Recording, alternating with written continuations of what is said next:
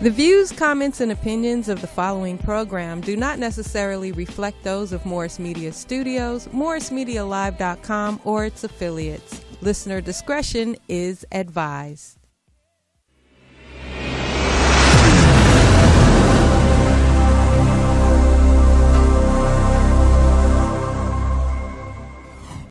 LA, straight up. Go out to LA. The new anthem. California Love Part 2. One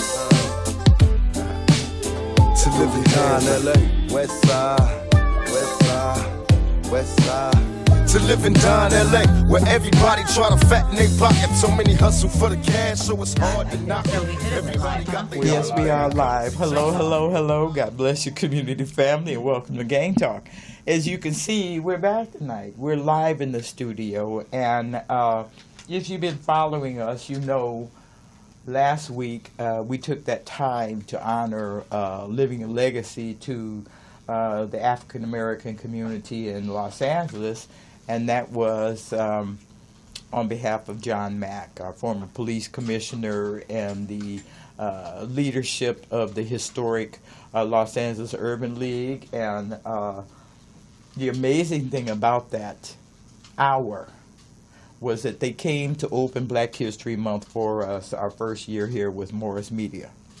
And it was both of them. And because it was Black History Month, I got to talk about their history by way of introducing them. And so, Skipp, I just wanted to include you in that conversation because, you know, they came to the radio station when we were on radio, bless their hearts. And yes, indeed, they did. Sister, I just want to say real quick for people who are listening, because you're saying them, but you only mentioned John Mack. Oh. But also was Dr. Chip Murray, Cecil Murray, and John Mack together. That's right. And it just brightens my heart to be able to have shared so much time with both of those men. Of course, Cecil Murray's still with us, as you found out today, as he was riding down the street. But tell that story. Yes, indeed. Well, I mean, you were riding behind him. That's your story. But On you the know, way to the just studio I just today. want to say, you know, how grateful I am to God that we're here and we're able to share in this experience, and had such great time with John Mack, who passed shortly after his wife had passed, I believe, a year prior. She passed last year. Right. And that was one of the reasons why we were not able to get them to come back and do the show again. They did the first year we were with Morris Media, as I said, that was 2016. They opened February, Black History Month for us. And as we tried to get them to return, last year his wife passed. Right. So we weren't able to make that happen again. But if you listen to that show, Right. we got all the candor we could out of both of these men, both of them. And we don't get to hear them be so truthful. Right. Not in their regular routine, their regular procedure of being public figures. But Mr. Mack was very candid with us, and we're just so happy that we had a chance to sit and listen to him. Yes, indeed, sister. Express the way he feels about things. So, Yes, indeed. if you missed it, we want to encourage you to go and listen to it, because it really is historic to not only have both of these men join us in our community, but as I said, be so candid with the truth. Right. Yeah, that's the beauty about it. So, Yes, God indeed. bless you once again, and welcome to Gang Talk, and thank you for paying attention. So, Skipp, just want to thank you for being the co-host. Yes, sister, as always, I give honor and praise to God. Truly grateful to be here.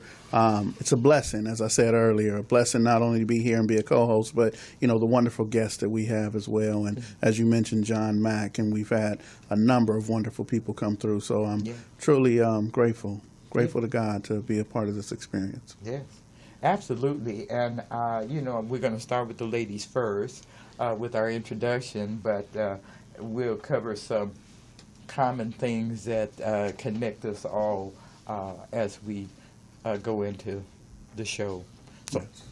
So I'm Demisha. I lost my son 2 years ago, Jarek Thomas. I'm a founder of the Forever 21 Fallen in His 20s Long Live Jarek Foundation and Earth Angels. Yes, ma'am. Jennifer.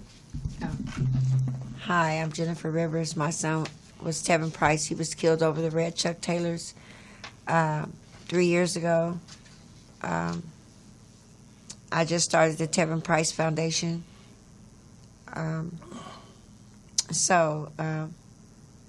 It's all right. We're happy you're here. We're just doing introductions right now, but we're going to get into the deep part of this in just a minute. And, sir?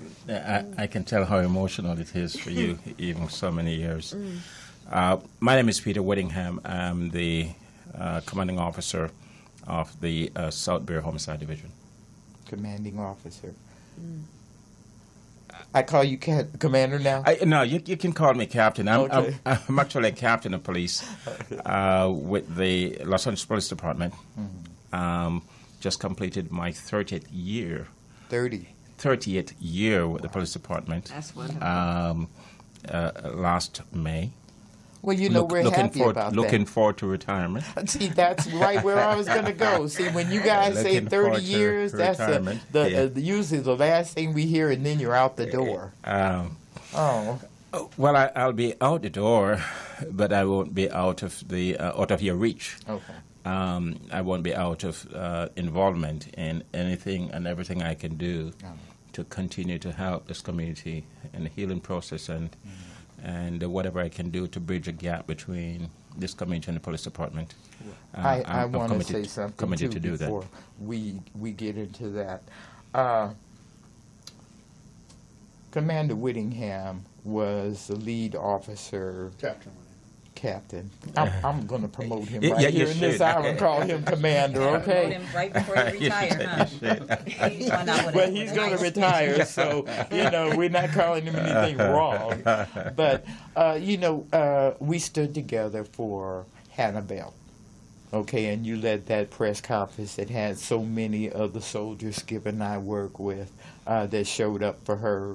And then 3 weeks later, Jennifer calls me first thing Monday morning to let me know that 15-year-old Lamarion Upchurch, Little BZ, and his friend Manye Jackson were killed the first thing Mother's Day morning.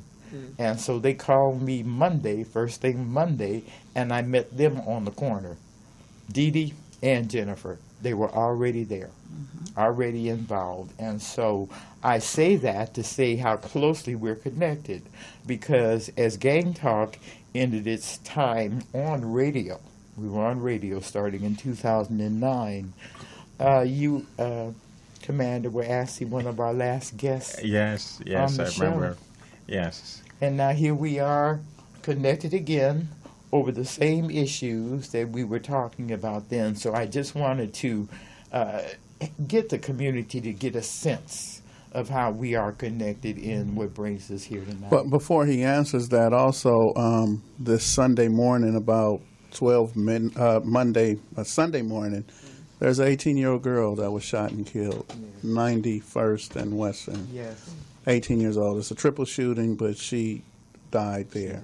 So, as you talk about the 15-year-olds, it's continuing in South LA. And as the commanding officer of South Bureau Homicide, it's on you. It's on your shoulders. I wish I could say it was on my shoulders, but I, with all respect to everybody, it's on the shoulders of the community. Yes, it is. This is a burden that is on all our shoulders. And in spite of me as a law enforcement officer having the formal responsibility to investigate and bring to justice those who are responsible, by the time I get to that scene, it's too late. I don't want to be at those scenes. I have been to too many. And there's something that we as a community can do, hopefully as proactive prevention, and that is having a conversation with our young men, with our children, with our brothers, in some cases with our fathers. And that has to be a community responsibility. That has to be a responsibility shared by all of us. And we have heard it so many times about it takes a village to raise a child. It takes the village, it takes a community to save this community. And I really do hope that that this conversation and so many others resonate with the people out there, and so that we can all take responsibility for what's going on in the community. I think as much as the police department has some responsibility, we would be failing our people if we leave it up to the police to fix some of the problems that we're having in our community that create an environment that brings about that it's the kind of violence that is receptive to kind of violence.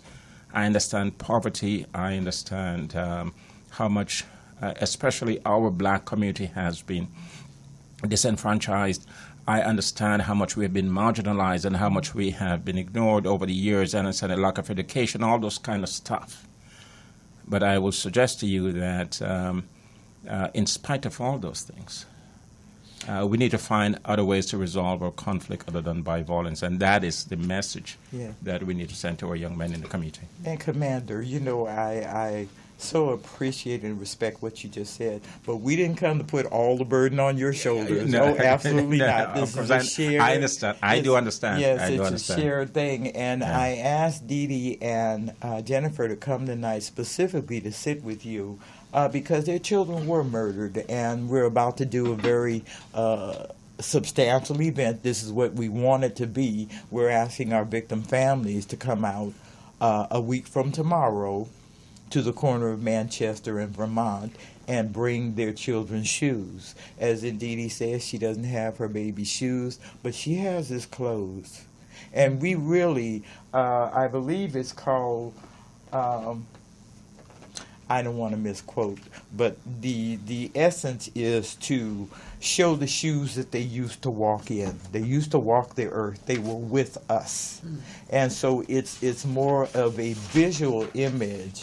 Yes, this is it. This is a flyer, and I have posted this on Facebook, and we'll continue to do that because we are also asking the mothers that are interested to come at 4 o'clock next Thursday to participate in a group photo.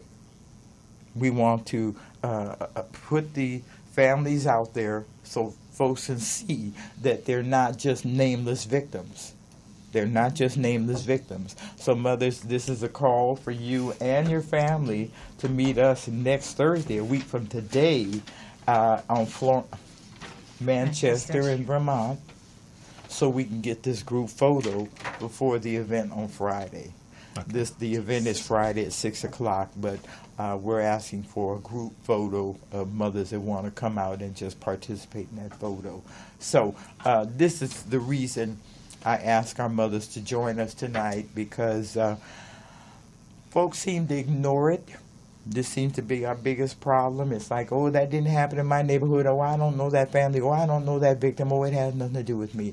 Kind of attitude that's allowed it to just travel around all of our neighborhoods. So, right, people won't get involved until it happens to them. Exactly. Until it knocks at their front door. Right. Mm-hmm. And then they would get involved. Until then, they're not going to get involved.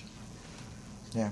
Say that again. I said until then, they're not going to get involved. They're not going to care until it happened to their child, to somebody in their family. Long as it's not anybody in their family or their child, they don't care. Mm-hmm. It's like one in one ear, out the other. Meanwhile, we, the ladies and the fathers that have lost our kids, is out here fighting for justice for our kids and for everybody else's kids. Mm-hmm. Like you say, it's a village. It takes a village to raise these kids. I'm one of them mothers that I don't mind whooping other people's kids. Me either. Right. So one of the things Vicki Lindsay used to always tell us is get involved by choice and not force. Don't wait till this comes to your door, right? Mm-hmm. And, you know, I think a lot of people do exactly that. Mm-hmm. I believe they go home every night and they lock their doors and they close their windows and they really are, just the word, apathetic. Apathetic. They are apathetic to what's going on in the community. And I think what Captain Whittingham just said about talking to our sons, talking to our children, and every now and again we got to talk to our fathers. But I think more importantly what the trend is now is that we have to talk to our women. Right. We have to talk to our women. We have to talk to our daughters and our sisters. And let me tell you, the same way I just tried to drop that burden on the police department, I need to drop just a little bit of the burden on the women as well, because these individuals come home to someone. Right. You know, the guy who is the toughest guy in the street, the guy who's quick to pull his pistol, Well, he has a girlfriend or a wife who's washing his clothes, who's doing stuff for him. And trust and believe, there's pillow talking going on. And she sees the aggression, and she sees that he's that type of individual, and let's get him some help. I don't always believe in just throwing the baby out with the bathwater, but let's get him some help, Let's see what we can do to help the interventionists out here who'll be willing to talk and say, what would it take to have you sit down with that person as opposed to shooting them? Right. What would it take to build the relationships with these communities as opposed to going to war with them? And one of the interventionists, tragically was killed this Sunday. Yes. So I have to give a shout out to Gary Dorton. We call him Twin. They called him Donut growing up. Okay. Guess he kind of chubby, like donuts. I love it. Nothing wrong with donuts. Right, nothing wrong with donuts. Because he always been chunky. Right, he's just a chunky kid. So but he was really a good person. Yeah, really as I sit here and think about him, and Sister, you were at the candlelight vigil, and remember the children don't really have that understanding. No. And they cried and they wept. Yes. They wept. But the howling, the screaming noise came from Jerry, his brother. Yes. Right. Yes. So the kids don't understand, and they cried, the tears. Yes. But his twin brother, that was a noise that would make me run from any type of violence. I never want to hear anyone go through that much hurt and pain. And I know I'm sitting here with two ladies who have experienced that hurt and pain, and it has to be something. But I just want to reiterate that the I don't want to say females, but the women, the ladies are part of the conversation as well, Captain, with the men, the boys, and all that. Well, you know what, and let me just put this big blanket pin over it.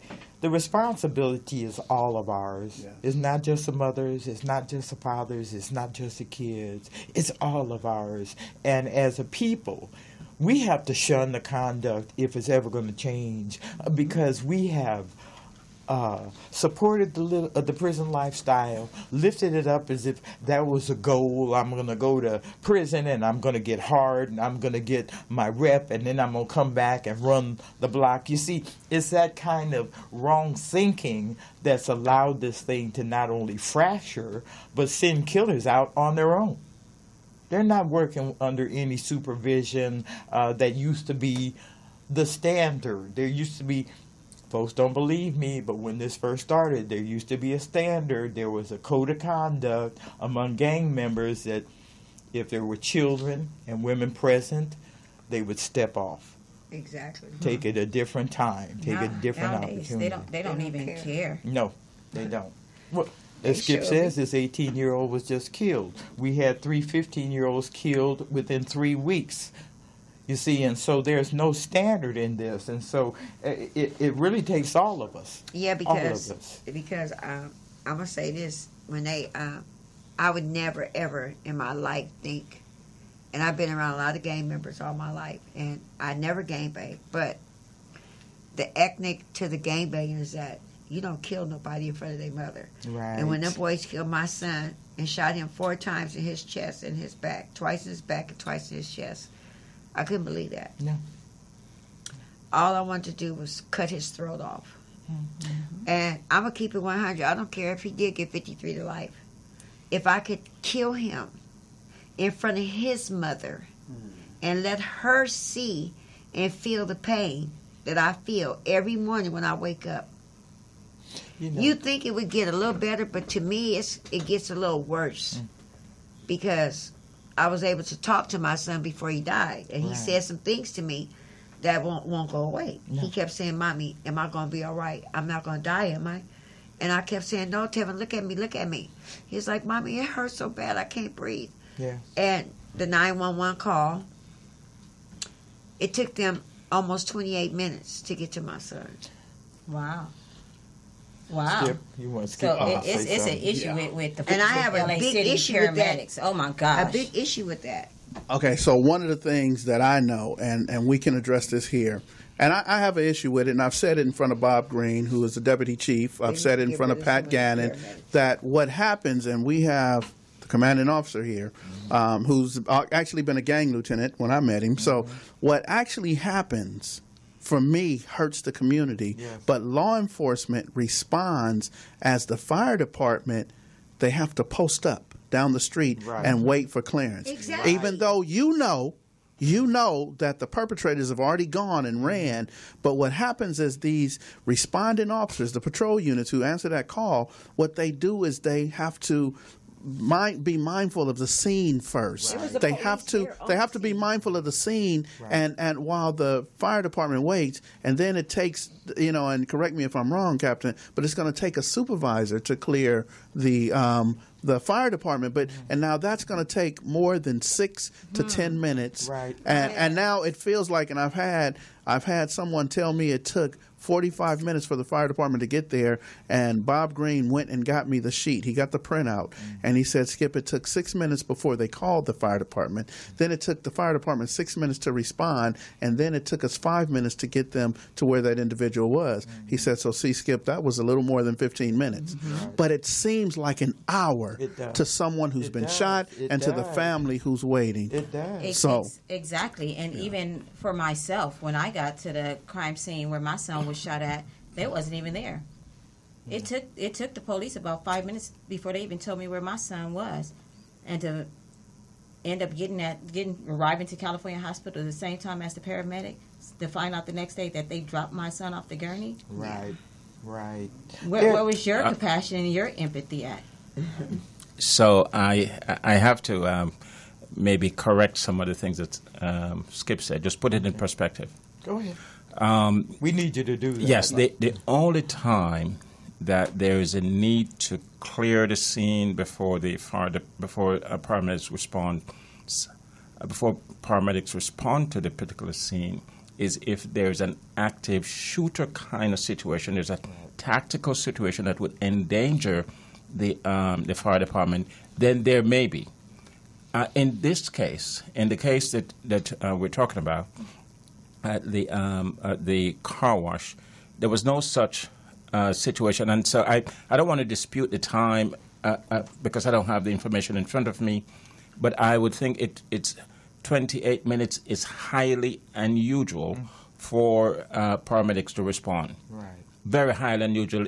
Whatever the particular situation was at the time, I'm not sure, but I can tell you this, that it's not a case where officers respond to an incident where there is an injured victim at the scene. The first thing that they do, request the paramedics and clear the path, pave the way for the response of our paramedic. And there's never a need for a supervisor to give that clearance unless, like I said, there is an active shooter kind of situation that would endanger. There are. I don't want to attempt at this point to explain every situation where there may not have been a prompt response by the fire department paramedics. There have been some situations where there have been, but like I said, even if it's 10 minutes to you as a mother standing there and seeing your son, 10 minutes can seem like a lifetime. So all I can say is that from my own knowledge and experience, the officers, one of the primary things that they do, the moment that they dispatch, the moment that the call comes out and there is information that there is a man down, suspect, a victim, injured, that's what the call would come out, suspect on scene, shots fired, suspect on scene. The RA unit would also notify fire department and they would respond. And in fairness to you, Commander, things had not always been the way you're saying right now. Yes, and I take that into consideration. I understand that there are some situations that are different, but generally, I want to make sure that it's understood that one, no, we don't leave paramedics at a distance and then clear them to come to the scene unless there's a critical active shooter kind of situation, and two, that there's never a need for a supervisor to give the Let me say approval for this, them. Commander, we're not holding you responsible. No, but you for can all do. this conversation But we're talking about. Well, If like you wanna I add said though, something, you know, he was the gang lieutenant for Southwest, Right, and right. I believe that you went flying. You went to the airport for some reason, right? He was gone while we were having this conversation Okay. with Gannon and with Bob Green. He was gone. Yes, So yes, Elijah yes. Love was shot down the street from the ceasefire meeting as me and Taco are walking across the street to go get some water, and we see the fire department staged down right here in front of ceasefire, and that's where it came from. So that same when day, the fire department hold accountability? well, what the captain told us You gotta see was the that he mic. wanted. The captain told us that he wanted to get clearance first.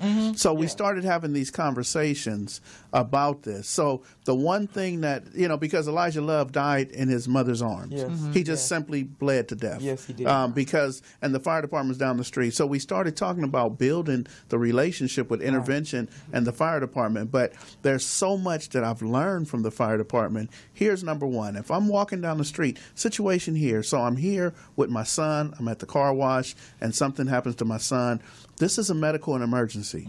So when I call 911 and they ask me what's wrong, I want to tell them my 19-year-old son is telling me that he can't breathe and he's in pain. So as Captain Whittingham just said, they're going to dispatch fire and say, well, how old is he? Well, what's his weight? What's wrong with him? And so, I'm not a They doctor. ask a I whole have no different set of idea. questions. I have no idea, but he cannot breathe. And I need him to get help. And the fire department will arrive Yes. within 4 to 6 minutes. Yes. And at that time, they will see it's a shooting, and they will let the police know that, hey, we have a shooter here. But they are coming for the victim. Yes, The they police come for the suspect. Yes. They want to get as much information so they can catch this guy. And they're going to work hard. I don't take anything away from LAPD. No. But for these first 4 to 6 minutes, these 4 to 6 minutes are critical that I get this medical emergency dealt with. So people have to be able to remain in control and be able to call the fire department no matter what the situation is and say, this is a medical emergency. Okay, but what about when somebody, for example, the fire department on Slauson, there was a shooting at the clubhouse, a motorcycle clubhouse on 54th and 2nd Ave. Those people had to drive to the fire department in order to get the fire department to even come out. Can I put a pin in this? That conduct between the police and the fire department and victims started as of 92. Right. Yes.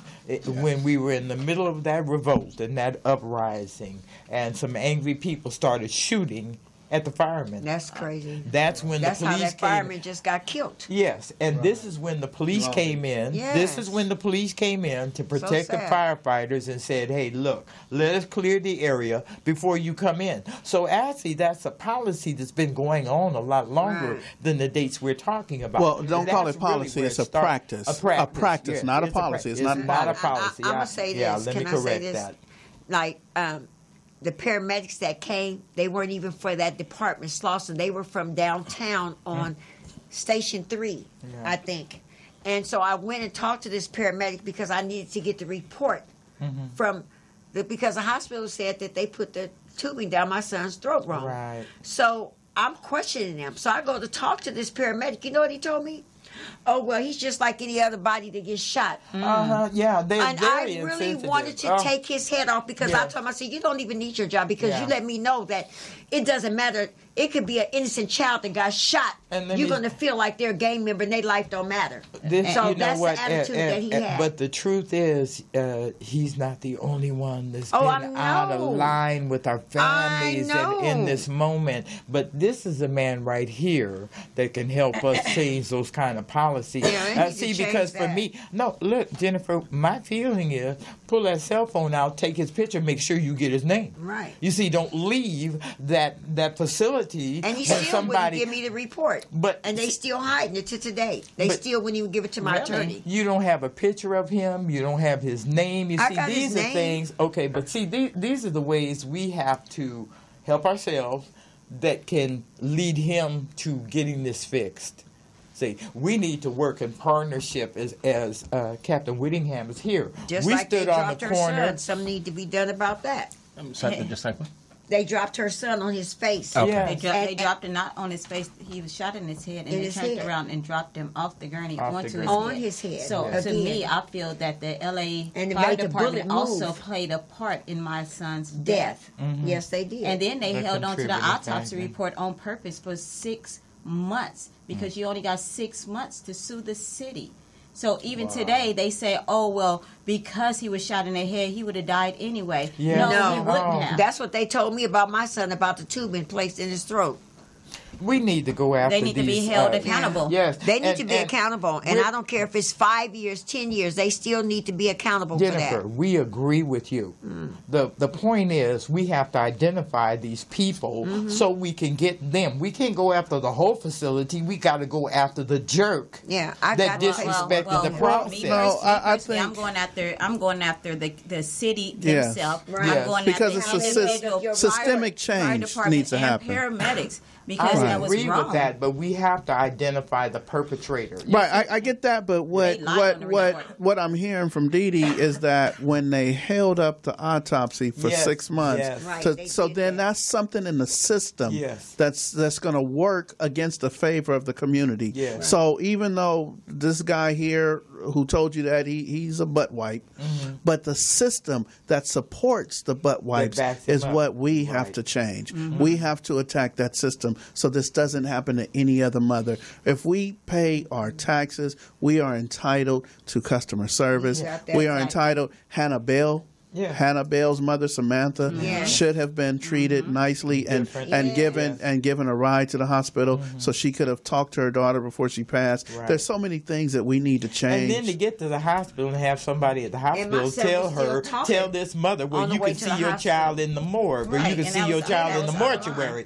It's like, that's the person I want. That's the person I want. demanding they had to let me see my son right then. I was not leaving. I was going to beat everybody up in the hospital. And see, that's the they person know I because want. they had to call the police on me. That's the person I want, and the ones that dropped your baby. Those are the So- people yeah, I so want. they- I don't want exactly, all they of dropped them. my I want son. the ones that are really that have no right to do that Right, job. but when they and dropped we my need son, to they partner. didn't think it was a video to Right, show proof. exactly. So there was a video of the shooting. There was a Yeah. video of them dropping my son. They lied on their report and said it was 20 to 30 people out there that was trying to attack them. And come to find out, it was only 8 to 12 people out there. What in year was fairness, this? In fairness, 2016, January the 2016. January 25th.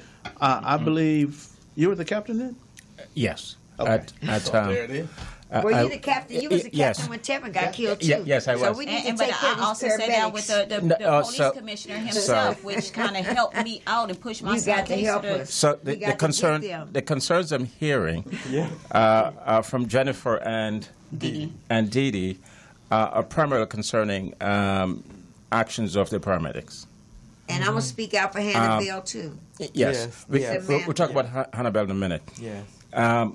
What I would encourage, in spite of the emotions, is to some understanding that this is not the norm. The incident that you have identified, and I'm not going to dispute the factual basis for your concerns, but I would suggest to you that this clearly is not the norm. Those are most likely isolated incidents, and to the extent that they occur, let me just say this, that I apologize, because I know how it feels for a mother, and if the slightest indication that there's something wrong that adds to the burden and the feeling that my son has been shot, and there's some hesitation along the way, that adds to the pain. And so let me at this point apologize on behalf of the paramedics for anything that they may have done, intentionally or otherwise, that may have added to your pain. In the case with Hannibal, the mother, her mother, was right. Of course. There is, I can't think of any reason why a mother in that case was not aided as much as we could Right. to Yes, take her that's true. along, put her in a police car. She was treated We like will she was take the you criminal, there. like she They was did her me own the same daughter. way. You should know that Sergeant I. Brenham, the blonde-haired lady. I want to slap her. Well, we may get to that. I must tell you that I personally apologize. But she was really rude and disrespectful to well, me that day. this is the whole point that we have him here tonight, so we can can really open the dialogue, so he knows exactly what it is. Here's what I want to tell you. Our challenges are. We have, from a command standpoint, and the Bureau commanding officers and all the captains understand the need to go back to our people, patrol officers in the field, and to talk about the need for that empathy, that understanding, that sensitivity to the emotions that is justified on the part of the man. No matter how hysterical she may be, she has a right to be at that particular time. And so those are the kind of conversations we're having. I would also like to have a conversation, and I will dovetail into what Skipp said about talking to the females. We also need to have a conversation about those young men out there who are shooting other members of the community, to understand the pain in the heart of those mothers. Could have been their mothers. And to the extent that they need to understand it, we need to make sure that they know that the pain that they cause you could be the same pain that is caused to their mother in any day. Let's be honest. It has ended up that way. Exactly, and so that's ended up that way. That's the whole essence of retaliation. Is you hurt my child, his neighborhood is going to come back and hurt you. That is a whole definition of retaliation right there. So we have a whole lot of families that have been caught up in this madness. The truth is, there's no honor in it anymore. We have rogue shooters now that are running around trying to get a name for themselves. And the point is, we don't know if they had a family structure. We're just making assumptions that they have a mother. They had somebody that gave birth to them. They have a mother. No. They had somebody that gave birth. Your mother, a real mother, ain't going to let them be out there like that. She's going to try to... Well... She gonna do something. Well, we have had mothers that did not know that their sons were gay. And that's true. To be fair to them, we've had hard-working mothers that did everything they could for that child, but his peer group said, "You gonna come do what we do," and they make the choice they'd rather listen to their peers than the woman that gave birth to them. So it's all kinds of things over this. I'm glad that my kids was always scared of their mother than they was of the people in the street. I'll punk my kids. Well, you know what? See, we used to have better control over them until social service came and took your power as parent away and gave it to the kids. That if you raise a hand to them, they can call social services and get you arrested. They really need their butts whipped. Yeah, they do. Some of them do, but that's a whole different conversation. Butt whipping. We're gonna have to have that another time, maybe around Juneteenth. We'll talk about that butt whipping. Well, the day is July 5th. Okay, and for me, historically, it's a very specific date because of the speech that Frederick Douglass gave in 1852 about what does independence mean to a slave. So, you know, we have a lot of cultural issues that we as a people have to come together about. Juneteenth is one of them. July 5th is another one. You know, so many issues. Ours at this hour is how do we get our children to stop dying for this madness? How do we get the killers to, how do we get our community to turn their backs on the killers, stop hiding them, stop encouraging the women to partner with them? In the case of the lady that was arrested the other day in the street, the traffic stop, first thing I got on Facebook, oh, look at those dogs, the police dogging that woman. Well, they spread that around without knowing that she was wanted for at least 15 felonies involving with her male friends, including kidnapping. You see, so as we're looking at you with the stink eye for arresting her the way you did, the point is you took her in alive, but you did capture her, and that she does have a rap sheet that correlates with why you stopped her in the first place. So we can't just jump to conclusions without getting the whole story. I think that's the point I'm trying to make. But the sad part is we, as people of color, tend to jump to conclusions because sometimes, I'm going to say 80% of the times, the police do be harassing the people in the community. That's true. So therefore, that's why the community tend to have their guards up. But see, well, LA has that history. We have that history with LAPD, and because of men like Commander Whittingham, we are making some changes. Not to the level that we would like them. They have not come overnight, but just to have him here talking to us represents some change that we can communicate with him. And the point of him being here is to hear the frustrations that now we can come together and work out a solution. So I appreciate that, but I must tell you that from where I sit, and I don't sit in a throne away from the community. I'm a part of this community. Yes. I have dedicated the last 30 years of my life to this community. Skipp talked about my work as a gang lieutenant in Southwest, and I have been involved in this movement from the inception. Bo Taylor was my partner in this movement. And so from the inception of Summer Night Lights and ceasefire and what has now evolved into GRID, I was there from the beginning. And it has always been my goal to educate our youngsters, develop mutual respect between police and the community, and to make sure that we treat the police, members of the community, as we would treat members of our family. I don't agree that, in spite of the changes we've made, that we have an 80% case of harassing members of the community. There is still some incidents of that, but I don't think it's to that level. And so what we as mothers need to tell our youngsters, that not all police officers they are bad.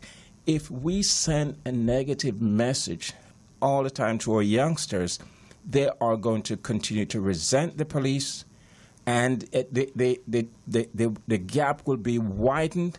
And so to the extent that there are some legitimate cases, let's talk about those cases. I appeal to you because I think the message that is lost between the parents and the sons. The lost between the parents and some of the daughters. I am absolutely beside myself to see the extent to which young girls are now involved in violent crime, whether they are driving or whether they are actively participating. So let us not get it so twisted that they think that, okay, well, even my mother is blaming the police as I am blaming the police as well.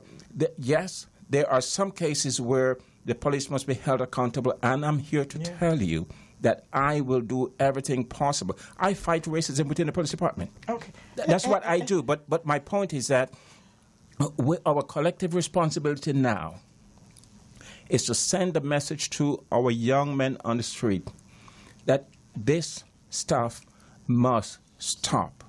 We as a people are fastly becoming extinct because we are killing each other, and as a result, it's either that we're dead, shot, injured, or in prison. That has to change, and it changed certainly. I understand the political aspect of it and the need for better opportunities and all those kind of stuff that would affect some of the conditions that are receptive to crime. But in addition to all that, I think we as mothers of the community need to send a message to our youngsters that today I'm crying, tomorrow it may be your mother. Do you want your mother to be crying, weeping endlessly as I am? The way to do that is to stop yourself. Stop the killing. Stop it now. So this is why myself and Jennifer is here, because just like myself, a mother of a murdered child, she has, lost her child. You have Kathy Wooten that has lost her kids. Nicole Williams, too. Nicole Williams. It's so many mothers. So on July the 22nd, I teamed up with the United Ride in Peace. And we're going to do a community ride, and we're going to hit 3 locations where 3, black men were shot. and we're going to end up at a park after the ride. And I'm going to dedicate that picnic to all murder victims. Yeah. And this is going to be it's going to be a celebration of life. And I'm going to do this yearly. And my son's birthday is next Saturday, and I was going to do a walk. And I was like, well, why not get involved with the United Peace Ride and get other parents involved? Right. And make this a big event. And let's get out here and make a statement how we're tired of these people killing our kids. Yeah, Yes. because they did that peace I don't know ride for my if you son, know, too. for the past 3 years, I have been at the front end of organizing our Day of Remembrance. For 2 years, we were in Liberty Park. Last year, we had that march that traversed Right, the route and Right, stopped I at different walked. locations That's what we're gonna do. where we've had victims killed, and we joined together with members of the community to pray for those families, and then ended up at Harvard Park. Again, working with my very good friend Lawanda, who's a representative of the mothers of the community, and certainly with Lindsay. I hope she's doing well. Vicky, I hope Vicky's doing well. Cry no more and justice for murder. Yeah, give her my love, and hope that she'll return to the fight, because I know that means so much to her. But my point is that, again, we, to the extent that we can on the police department, have a different mindset in terms of what it means to show empathy and partnership with the community. Help us to do that. Help us to continue to do that. Let's segue into what you can tell us about the 3 15-year-olds that I've been stalking you about. Lamariana Upchurch and Manye Jackson, and certainly Hannah Bell. Anything that you can share with us in the time that we have left? Okay, so again, as I said recently, that it was such a shock for me, and I know for the mothers, on Mother's Day, to hear that their sons were shot. And on that occasion, there were four victims, all 15-year-olds who were shot. Unfortunately, Upchurch and Manye died as a result of their injury. Right. And as I told the mother and the family, we committed, as we do with all cases. Sometimes we're more lucky than others. And in this particular case, as was in your case, we had some help from the community. This is where you can help. Be angry as the mothers are. Be upset as anybody. Turn them in. Be upset as the police officers may be, and show that this will not be tolerated in your community. And the best way to do that is a simple, anonymously, whatever you can, provide any information that you can to the police. And it was because of information provided by members of the community that led us to different pieces, and having pieced those clues together eventually led us to the arrest of the suspect, who was the trigger puller in that particular case. There may be others out there who may have some indirect involvement. We are also looking for those individuals. Right. In fact, in your case, with your son as well, it was information that from the community that eventually led to the arrest of those 3 individuals. And you know what? Let me add this. And that is what I'm encouraging. Yes. If we are going to take back this community, to bring a semblance of peace and reduce the fear, reduce the violence, create an environment where mothers can really feel safe that their sons are out there having fun with their friends, and they're going to come home at midnight or whatever time, we need to make sure that we as members of the community provide the information that is necessary to get these killers off the street. And what I really want to emphasize, when you told me the story about this, you said the community very quietly assisted you with information. They didn't go stand out on the corner with a bullhorn and say, "Oh, I know who did it." They didn't do that. They came very quietly. And we really want you to hear that word, family. They came forth very quietly to assist the police in getting this murderer out of our neighborhood. Because and so that's our question to you. Can you do it quietly, softly, any part of it, anything but holler and make yourself a target.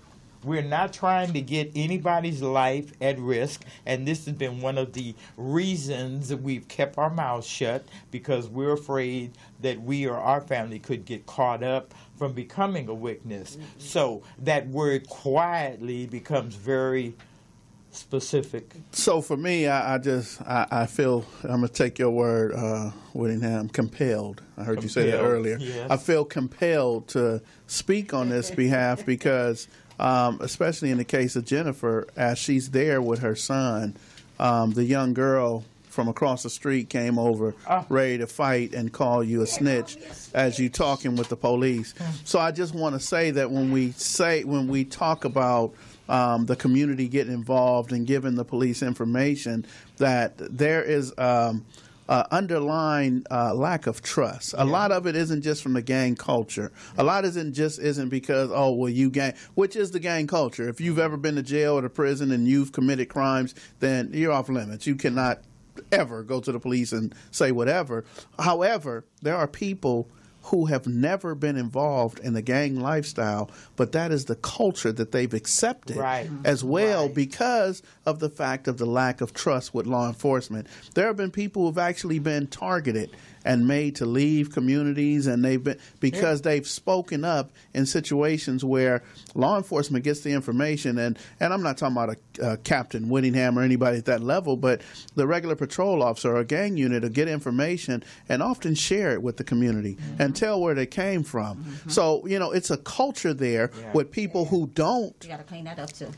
Right, yeah. No, that's a good friend of mine, so I know I could just, But real quick, let me land first, that the culture that with the people who will not, who've never gangbanged, never been involved, that will not feel comfortable with the police, there's also a culture in law enforcement that has to look at our community different as well and be able to appreciate that you have relationships with grandmothers and mothers who will come forth and say, I know it's little Johnny or little Tim, but we have to appreciate the relationship with both. And if we don't have that appreciation, then once again the scales are unbalanced and it's one-sided. Well, this is a sensitivity that we're talking about, because if that officer's insensitive to my trauma, I'm not giving him anything but a hard time. We want to be real clear about that. Sister, I will tell you, and Skipp, I will tell you this, and let this word go out for everybody to hear. Anybody out there who have a situation where they provide information to an officer, and that officer has shared the information with the community to endanger them, let me know, because that person will be held accountable and severely dealt with. That should never happen and cannot happen, cannot be tolerated. So that clearly is a serious misconduct as far as I'm concerned. So if it happens, you let me know. Let that not detract you or discourage you from, like Sister Herron said, there are a number of ways to do your job and to stand up for what you believe in and to help us maintain a safe environment for this community. And it doesn't mean going on a hill and shouting.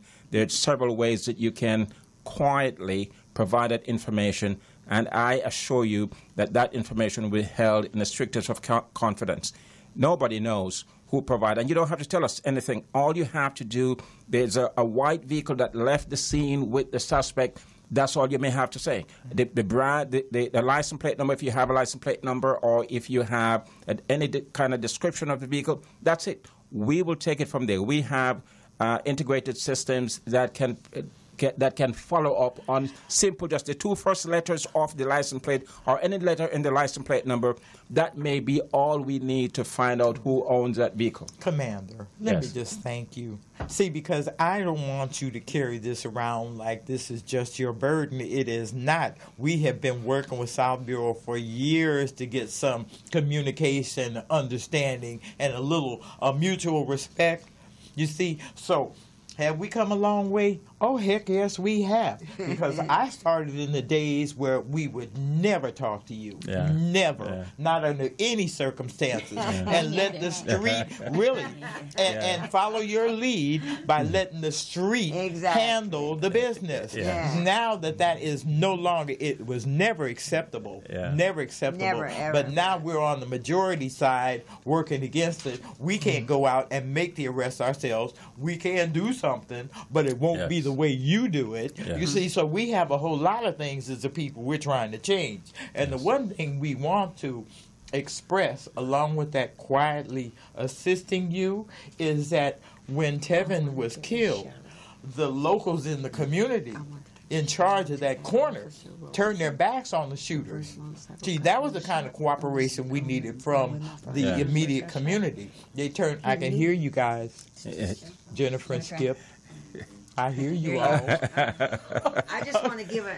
That's okay, but you know that. I think you should, because Jennifer can tell you her personal experience with one of my detectives, Eric. Talk about Eric's support. I just want to give a shout out to Detective Crossan, Brawlins, Cuevas. They're really good detectives.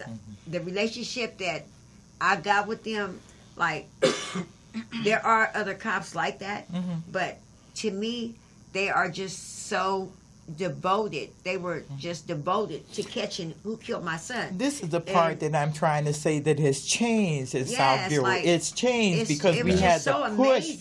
We had to push. We had to push. We had to get ugly. We had to just get dirty to make you understand how serious we were about this. Yeah. So we don't want anybody to think that it happened overnight. It just happened the way we wanted it to. No, it took work. It took work. Sister, real quick, what Jennifer was about to share, and let me just say, you know, there's a big thing with me and Big Mike from out of Watts. We had a fight years ago. Yeah. There was an officer at the scene that broke up the fight between me and Big Mike, and he looked and he said, "Man, stop it. You going to tow the car, Skip, or what?" He said, "Y'all going to be friends tomorrow." Yeah. And he didn't know. But eventually we were friends, and he's a good traffic officer from South Bureau. And she said to me that, so he broke up a fight for me in 1990, but he was the first one on the scene when Tevin got killed. And I just want to give a shout out to him because nobody ever recognized Detective Officer Robeson.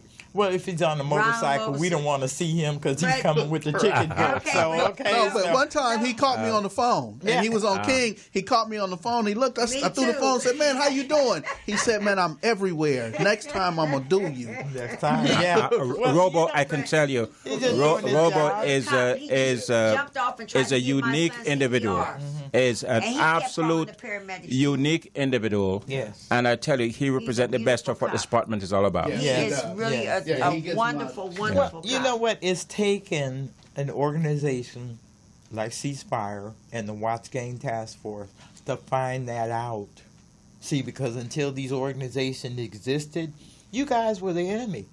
You were as big an enemy as the thug around the corner. Yeah. You see, and so it's taken years to get communication working to where it's effective, to where your complaint is not going to be ignored. See, and that's a big deal. And we want to talk to somebody. Because I want that paramedic. I'm going to tell you, look. For what he done to Tevin and for what they done to Jarek. We've got just a few minutes. Because, look. Don't worry about that. The mothers are very candid about this. We want you to come out and stand with us a week from tomorrow. A week from tomorrow. That's next Friday, July 13th at 6 o'clock on Manchester in Vermont. And bring the shoes or the shirt, wear the shirt of your loved one that was murdered in this violence. We're asking our families that have been harmed by this to show up and let the world see you. Let the world see you. And so if you want to be in the photo op, that's at 4 o'clock next Thursday on Vermont and Manchester. And let me add again, July 22nd, the United in Ride Peace Ride is going to start on 102nd, 17th and Figueroa at 2 o'clock. We're going to hit 3 locations, and we're going to end up on Compton and El Segundo for a Celebration of Life picnic afterwards. We will Sunday, announce July that the again. 22nd. Because actually Sunday is what, Skip? This Sunday? Yeah. This is our Safe and Sober Summer Water Giveaway, the kickoff. We're going to start Crenshaw in Manchester, City of Inglewood. We're going to meet up at 3:30, and we are praying and starting at exactly 4 o'clock. So this is going to be, it's Sunday. Sunday, July 8th. July Yes. 8th, okay. Manchester and Crenshaw, bring a case of water. Life we save may just be our own. And then the Peace Ride is always the last Sunday in the month. The fourth Sunday of the month. Fourth Sunday, right. 2 Fourth p.m. Sunday. 117th and Figueroa. We'll announce that because the Upfest is a very big deal now, and it's very positive. It's an outstanding experience to see the cars and the bikers come out and join in this. So we'll make sure we remind folks about the 22nd. Thank you. And thanks again for the invite. It's great being here. Jennifer, again, my condolences. A long time. Yes, I really appreciate being here. It's And okay with the rocks I was throwing? It's all right. keep them coming. Keep them coming. Because I want to make sure you get on the city fire department. Yeah, I will tell you, anytime. It doesn't matter, anytime at all, whatever, no matter how uncomfortable question, I will be there. And that's the whole point, is to bring this him is here not so personal. he can communicate. This is not personal at all. Yeah, I know not. this is not. I will leave you with this, and to the committee out there, please help us. Help us to keep our community safe. Help us to save our young men. Yes. Talk to your young men. Talk to your brothers, your fathers, your uncles, whoever is out there creating violence and taking lives. It must stop. Yes. Now. It must. And I want to say for everybody, keep your head to the sky. All right. Yes, indeed. God bless you, community family. We're out of time. Thank you for listening, and we'll be back next week.